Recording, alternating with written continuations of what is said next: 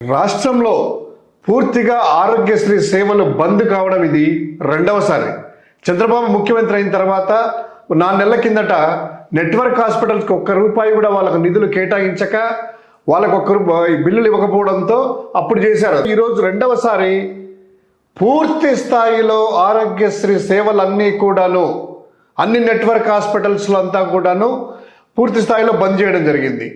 ఇది పేద మధ్యతరగతి యొక్క ప్రజలకి పెనుభారంలా మారింది. ఆరోగ్యశ్రీ అనేటువంటిది ఒక ఆసరాతో పేదోడు మధ్యతరగతోడు ఏదైనా చిన్న వచ్చినా కూడాను రాజశేఖర రెడ్డి గారు తర్వాత జగన్మోహన్ రెడ్డి గారు గుర్తు చేసుకుంటూ ఆరోగ్యశ్రీలో సేవలు చేయించుకునేవాళ్ళు. ఈరోజు చంద్రబాబు పాపం వల్ల, చంద్రబాబు చేసినటువంటి ఈ యొక్క దుర్మార్గమైనటువంటి పని వల్ల ఈరోజు రాష్ట్రంలో పేదోళ్ళందరూ కూడాను అయ్యో కుర్రో ముర్రో అనేటువంటి పరిస్థితి వచ్చింది. ఇప్పుడు చూసుకున్నట్లయితే అనంతపురం జిల్లాలో 28, తూర్పుగోదావరి జిల్లా 31 హాస్పిటల్స్, గుంటూరులో 26, కాకినాడ 26, కర్నూలు 30, నంద్యాల 23, పల్నాడు 35, వైఎస్ఆర్ జిల్లాలో 28, పశ్చిమ గోదావరి జిల్లాలో 26, విశాఖపట్నంలో జిల్లాలో 63, పొట్టిశ్రీమల నెల్లూరు జిల్లాలో 10, ఎన్టీఆర్ కృష్ణా జిల్లాలో 10.